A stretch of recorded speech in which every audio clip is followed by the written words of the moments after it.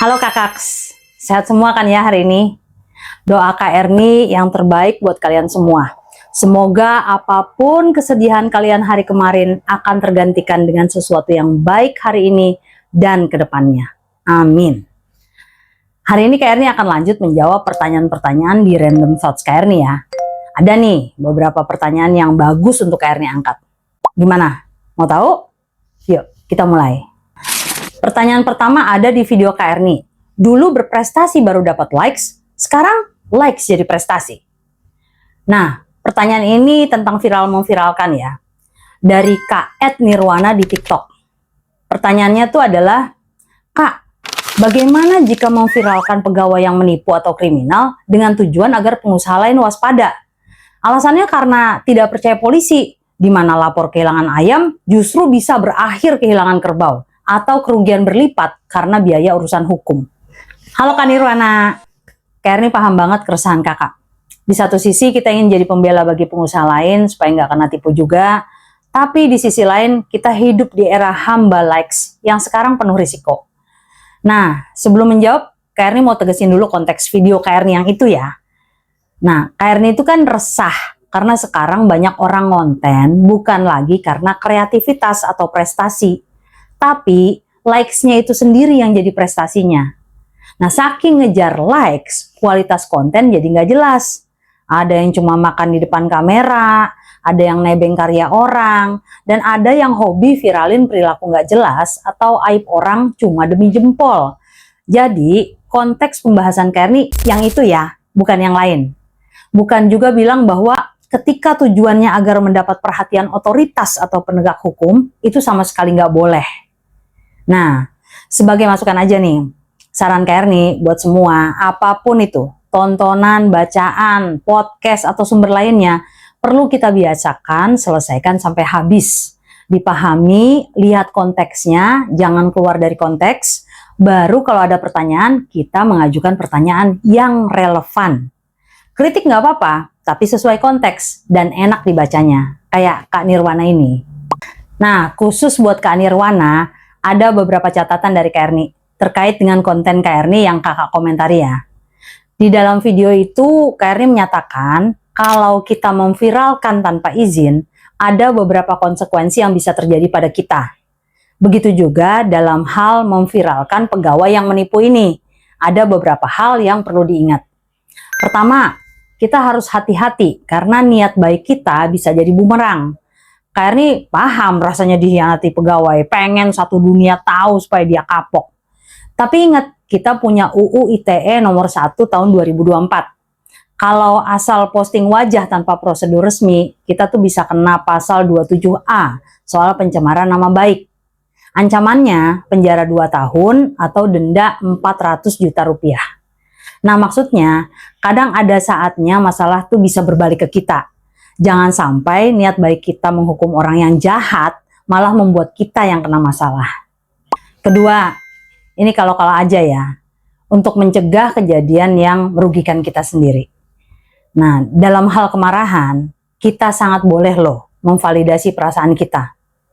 Tapi valid itu belum berarti apa yang kita rasakan itu benar-benar benar atau fakta secara hukum. Artinya rasa marah kita itu memang nyata dan boleh dirasakan atau valid.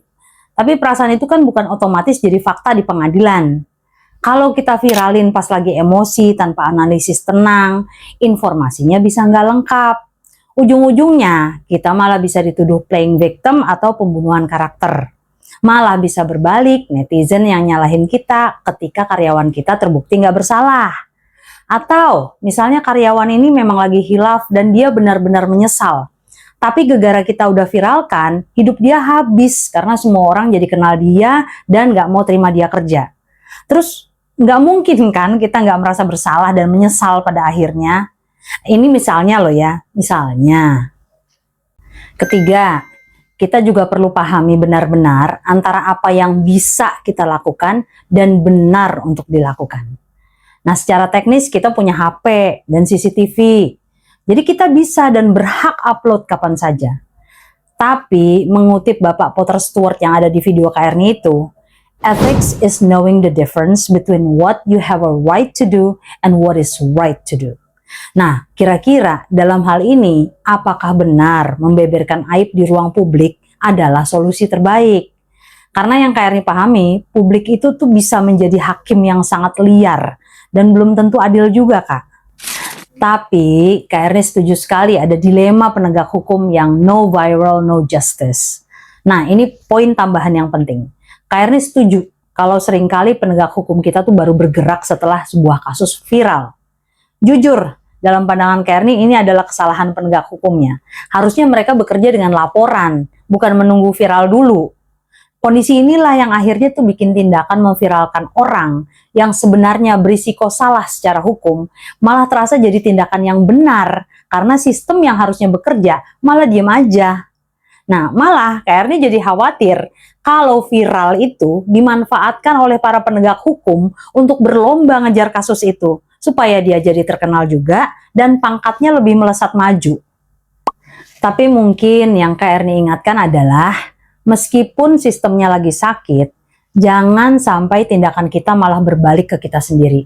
Kita yang jadi korbannya karena nekat viralin orang tanpa perlindungan hukum. Sedih, ironis, banget. Tapi kalau nanti undang-undang makin kuat, terlepas dari seberapa tidak adilnya itu, tindakan memviralkan ini bisa jadi lebih keras penegakan hukumnya. Paling Kak Erni cuma bisa mengingatkan, jangan langsung membuat keputusan saat emosi lagi di atas. Pikir konsekuensinya ke kita dan orang lain dulu sebelum jempol bertindak. Dalam hal karyawan yang menipu, mungkin komunikasi bisa dilakukan lewat komunitas pengusaha atau konsultasi sama ahli hukum. Ya, Kak Erni cuma bisa ngomong ya. Sering banget Kak Erni juga ada di dalam kondisi yang gak stabil dan rasanya pengen marah sama orang yang benar-benar nyakitin. Ini jadi pengingat buat Kak Erni juga tentunya. Terima kasih pertanyaannya Kak Nirwana, semoga bisa menjawab ya. Oke, kita lanjut ke pertanyaan kedua. Pertanyaan kedua adalah dari Kak @training manufaktur sistem di TikTok dalam video money laundry. Nah, pertanyaannya adalah, saat seseorang pertama kali investasi ke perusahaan, apakah tidak bisa dideteksi oleh PPATK? Maksudnya, dari mana asal uangnya? Kok tiba-tiba bisa punya modal besar untuk investasi? Nah, pertanyaan ini menarik banget nih. Oke, Kak Erni coba jawab ya, Kak. Pertama yang perlu dipahami adalah bahwa video ini adalah sindiran bagi pelaku money laundry ya. Jadi di sana tuh kalau ada sampai buzzer yang membanjiri dengan pertanyaan sampai terkait agama Kak Erni, tuh rasanya sangat gak relevan. Dan bukannya Kak Erni segitu bodohnya untuk bilang bahwa ini halal. Yang kedua, soal PPATK. Jadi secara prinsip, PPATK atau Pusat Pelaporan dan Analisis Transaksi Keuangan itu tidak memantau seluruh transaksi investasi sejak awal secara otomatis. PPATK bekerja berdasarkan laporan yang disampaikan oleh pihak pelapor, seperti bank, lembaga keuangan, atau pihak tertentu yang memang diwajibkan oleh undang-undang untuk memonitor lalu lintas uang. PPATK baru akan melakukan analisis lebih lanjut jika terdapat laporan transaksi keuangan mencurigakan atau LTKM atau transaksi keuangan dalam jumlah besar yang tidak sesuai dengan profil, pola transaksi, atau latar belakang ekonomi pihak yang bersangkutan. Misalnya seperti yang Kak Erni jelaskan di video, yaitu ketika seseorang tiba-tiba melakukan placement atau penempatan dana besar ke sebuah usaha. Jika profil orang tersebut tidak sesuai dengan jumlah uang yang diinvestasikan, sistem alarm di lembaga keuangan akan berbunyi dan mereka wajib melapor ke PPATK. Dalam kondisi seperti itu, PPATK akan menelusuri asal-usul dana tersebut, termasuk melihat kemungkinan adanya layering atau upaya menutupi jejak lewat transaksi berlapis agar terlihat seolah-olah berasal dari bisnis yang sah. Jadi, meskipun tidak dipantau otomatis di detik pertama, setiap investasi besar tetap meninggalkan jejak digital yang bisa diendus jika polanya terindikasi sebagai bagian dari proses pencucian uang agar harta haram tersebut terlihat seolah legal dan halal. Kesimpulannya, PPATK memang tidak memantau setiap investasi secara real time sejak detik pertama. Namun, mereka memiliki jaring pengaman melalui laporan lembaga keuangan Jika ada transaksi yang tidak sinkron dengan profil ekonomi seseorang, seperti suntikan modal raksasa dari sumber yang nggak jelas gitu ya, sistem tuh akan otomatis memberikan sinyal bahaya. Nah, di era digital ini setiap transaksi besar akan selalu meninggalkan jejak digital. Jadi meskipun nggak diawasi satu persatu di awal, asal-usul dana yang mencurigakan akan tetap bisa dibongkar melalui analisis mendalam. Ya, intinya literasi keuangan itu penting ya, supaya kita paham aturan main dan terhindar dari masalah hukum yang rumit. Nah itu, semoga penjelasan Kak Erni membantu ya Kak. Sekarang kita menuju pertanyaan pilihan Kak Erni yang ketiga. Yeay! Dari Kak Widiani di YouTube dalam video tetangga NPD. Kak Widiani nanya, kalau Kadung punya tetangga NPD gimana solusinya? Apalagi deket rumahnya, diteror, dirusakin rumahnya. Nah, pertama kita tentunya nggak bisa menduga atau bahkan memilih siapa yang akan jadi tetangga dekat kita. Dan bukan salah kita kalau ternyata kita punya tetangga yang apa-apa kita selalu salah di mata dia, padahal kita nggak ngapa-ngapain. Nah, dalam pengalaman Kak Erni, kita nih aman-aman aja ya. Mind our own business, hidup bahagia bersama keluarga. Ada rezeki, kita bisa beli kursi baru, motor baru, mobil baru. Ada aja yang kepo, sirik, julid, bahkan fitnah. Entah apa sajalah yang disebarkan. Nah itu sudah merugikan banget kan secara mental. Belum lagi orang yang gak kenal kita, dan gak kita kenal juga, ikutan benci sama kita, gak jelas karena apa. Itu udah jahat banget, mentalitasnya adu domba. Nah untuk orang kayak gitu, dalam pengalaman Kak Erni, bela diri itu percuma. Karena dia sudah menggalang monyet terbangnya atau flying monkey-nya untuk mendukung dia. Dia biasanya lebih kuat dalam komunikasi sosial di lingkungan kecil kita. Karena ya untuk melakukan kampanye jahat itu kan dia harus lebih beredar dari kita. Nah untuk itu saran Kak Erni, ya sekali lagi berdasarkan pengalaman, kita konsentrasi upgrade diri kita, keluarga kita, anak-anak kita aja lah ya. Tunjukin sama orang-orang yang percaya sang narsisis itu bahwa kita tuh nggak jatuh dan tunduk hanya karena fitnah dia. Ya insya Allah pada waktunya orang-orang akan melihat sendiri. Alhamdulillah banget tetangga-tetangga yang nempel sama rumah Kak Erni sekarang nggak ada yang gitu lagi. Malah udah kayak saudara. Ya walaupun ada juga beberapa tetangga yang deket yang menunjukkan karakteristik NPD yang kuat, yang target kita. Nah kalau fitnahnya sudah makin parah, kita bisa tuh melaporkan sama ketua rukun tetangga atau rukun warga mengenai masalah itu. Dengan catatan bukan RT atau RW-nya yang malah NPD ya.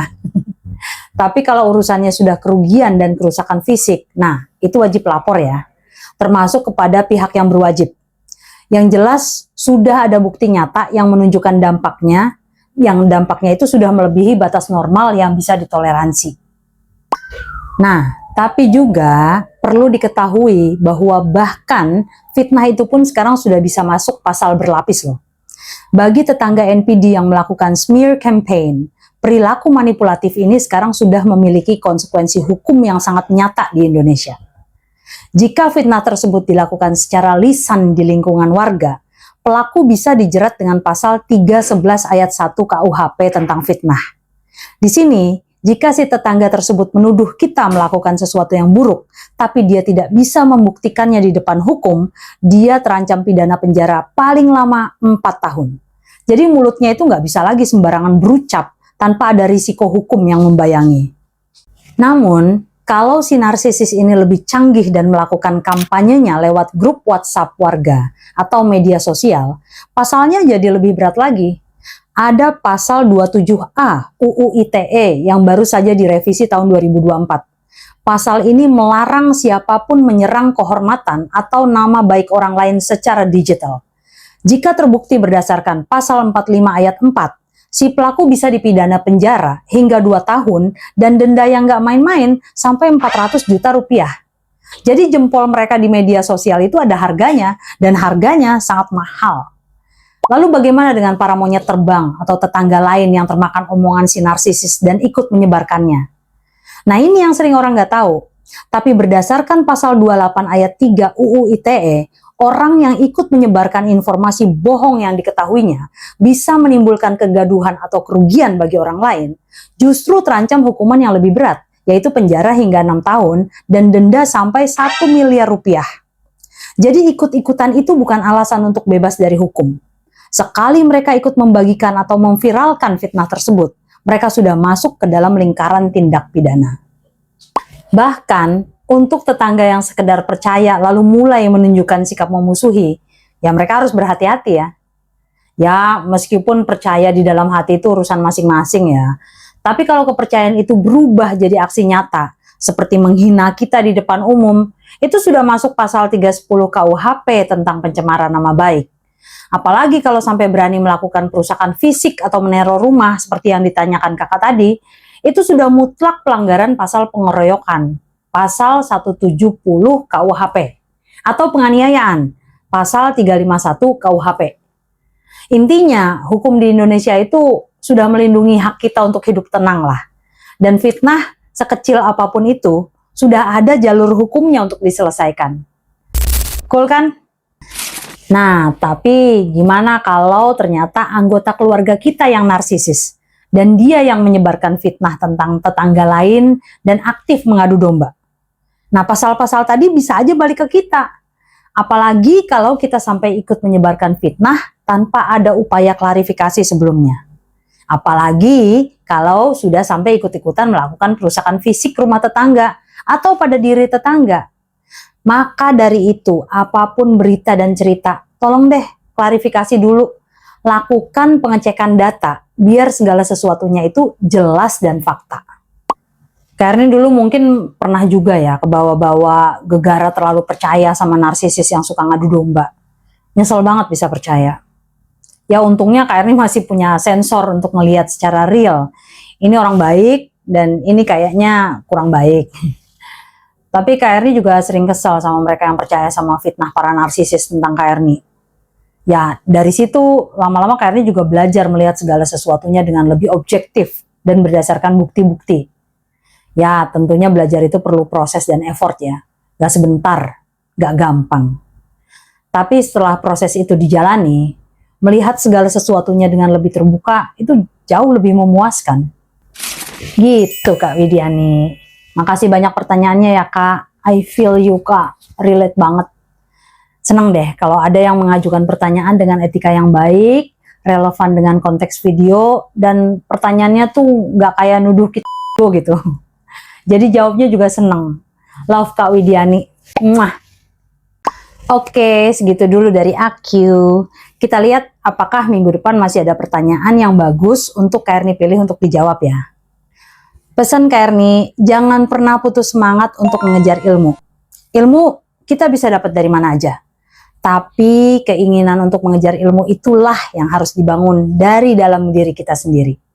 Mau kita kaya, punya akses dan lain-lain, kalau kita malas mengedukasi diri dengan ilmu ya rasanya gak nambah juga kualitas kita untuk membantu kita mengatasi berbagai permasalahan yang pasti muncul dalam kehidupan.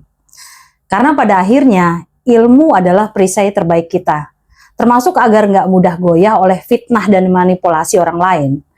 Orang yang berilmu gak akan mudah dijatuhkan oleh omongan orang lain dan gak akan mudah diadu domba oleh para manipulator. Semangat akademis! See you. Love you all. Mwah.